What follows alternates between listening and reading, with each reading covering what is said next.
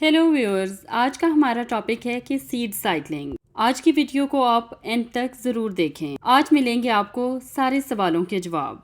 Seed cycling क्या है, pregnancy के लिए सीड साइकिलिंग को आप कैसे यूज़ कर सकते हैं, इर्रेगुलर पीरियड्स के लिए कैसे यूज़ करेंगे, वो लोग जिनको 2-3 महीने पीरियड्स ही नहीं होते या मोनोपॉज की स्टेज आ गई है वो सीड साइकिलिंग कैसे कर सकते हैं, इन सीड्स को आपने कैसे और किस वक्त खाना है, और वो सब सवाल जो किसी भी लड़की के जहन में हो सकते हैं सीड साइकिलिंग से रिलेटेड। अगर आप सीड साइकिलिंग से अपना ट्रीटमेंट करना चाहते हैं इरेगुलर पीरियड का या इनफर्टिलिटी का, तो पीरियड्स के फर्स्ट 14 डेज आपने फ्लेक्स सीड्स और पंपकिन सीड्स को खाना है एक एक टेबल स्पून, और पीरियड्स के नेक्स्ट 14 डेज आपने सेसमी सीड्स और सनफ्लावर सीड्स को लेना है 1-1 टेबल स्पून। इनमें से किसी भी सीड्स को आपने रोस्ट करके या सॉल्टेड नहीं लेना। सीड साइकिलिंग में हमेशा आप रॉ सीड्स लेंगे और उनको रोस्ट बिल्कुल नहीं करेंगे, और सीड्स को हमेशा ग्राइंड करके खाएंगे। एक बार फिर डिटेल से मैं आपको बताती हूँ कि फ्लेक्स सीड्स का 1 टेबल स्पून लेना है आपने, और 1 टेबल स्पून लेना है आपने पंपकिन सीड्स का। इन दोनों सीड्स को मिक्स करके भी आप ग्राइंड करके रख सकती हैं और अलग अलग भी ग्राइंड करके रख सकती हैं। 3 दिन से ज्यादा के सीड्स आपने ग्राइंड करके नहीं रखने, क्योंकि वो डीऑक्सीडाइज्ड होके अपनी बहुत सारी न्यूट्रिशन वैल्यू खो देंगे। इन सीड्स में गुड फैट होता है, या आपके हार्मोन्स को बैलेंस करते हैं। पीरियड्स के फर्स्ट 14 डेज जो कि फोलिकुलर फेज कहलाता है, आपके एस्ट्रोजन हार्मोन्स को बैलेंस करता है, जो कि प्रेगनेंसी के लिए इनका बैलेंस बहुत ही जरूरी है। पीकॉज, पीकॉर्ड, इनफर्टिलिटी और मोनोपॉज सब प्रॉब्लम्स का हल है इन सीड्स में। ये देखें पंपकिन सीड्स मैं आपको खोल के अब दिखा रही हूँ।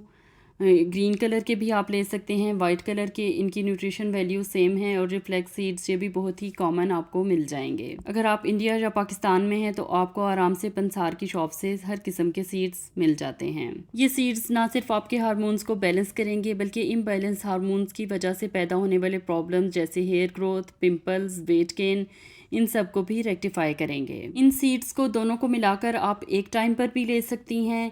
सुबह आप फ्लेक्स सीड्स ले लें, शाम को आप पंपकिन सीड्स ले लें, तब भी ठीक है। लेकिन ये याद रहे कि इन सीड्स को आपने पानी के साथ नहीं लेना, बल्कि या तो आप इनको सैलेड पे ड्रेसिंग कर लें, या अपने सीरियल में मिक्स कर लें, या अपने सैंडविच के ऊपर डाल लें। इनको अच्छी तरह से चबाकर खाना बेहद ज़रूरी है।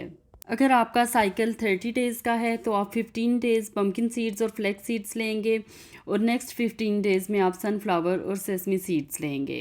अगर आपका मोनोपॉज स्टार्ट हो चुका है, या आपको 2 या 3 महीने पीरियड्स होते ही नहीं, तो आपने चांद के महीने की पहली तारीख से ये दोनों सीड्स लेने शुरू करने हैं, बिल्कुल उसी तरीके से जैसे मैंने आपको बताया है। फर्स्ट 15 डेज़ मंथ के आप पंपकिन सीड्स और फ्लेक्स सीड्स लेंगे, और नेक्स्ट 15 डेज़ सेसमी सीड्स और सनफ्लावर सीड्स, जब तक कि आपको पीरियड्स आ नहीं जाते।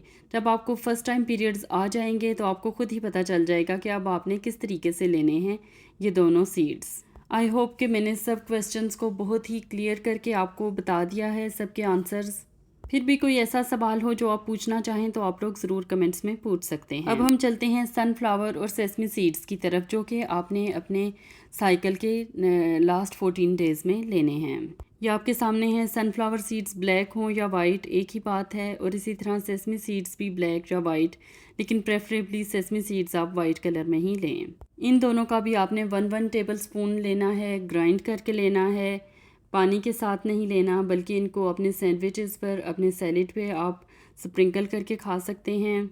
और अगेन खाने का वही तरीका है कि चाहे तो आप सनफ्लावर सीड्स मॉर्निंग में ले लें, या सेसमी सीड्स मॉर्निंग में ले लें, और सनफ्लावर सीड्स जो हैं वो इवनिंग में ले लें, या दोनों का मिक्सचर बना के अपने पास रख लें। पीरियड्स के नेक्स्ट 14 डेज़ को हम ल्यूटियल फेज कहते हैं, और इसमें आपका एग मैच्योर होता है। हेल्दी प्रेगनेंसी के लिए एग का मैच्योर होना बेहद ज़रूरी है। कहा ये सवाल कि जिस वक्त हम सीड्स को ग्राइंड करते हैं तो ये थोड़े से फूल जाते हैं और इनकी क्वांटिटी थोड़ी सी ज़्यादा हो जाती है। तो जैसा कि मैंने आपको बताया कि आपने 3 दिन के सीड्स ग्राइंड करके रखने हैं, तो आप 3 इक्वल क्वांटिटीज़ में अपने सीड्स को डिवाइड कर लेंगी ग्राइंड करने के बाद। और ग्राइंड किए हुए जो सीड्स हैं उनकी आप पुड़ियाँ सी बना लें, और उनको शीशे की बोतल में अपने पास फ्रिज में रखें, बेशक वो आपने सिर्फ 3 दिन के लिए ही किए हैं, ताकि इन सीड्स का फुल फ़ायदा आपको मिले और फुल न्यूट्रिशन वैल्यू मिले।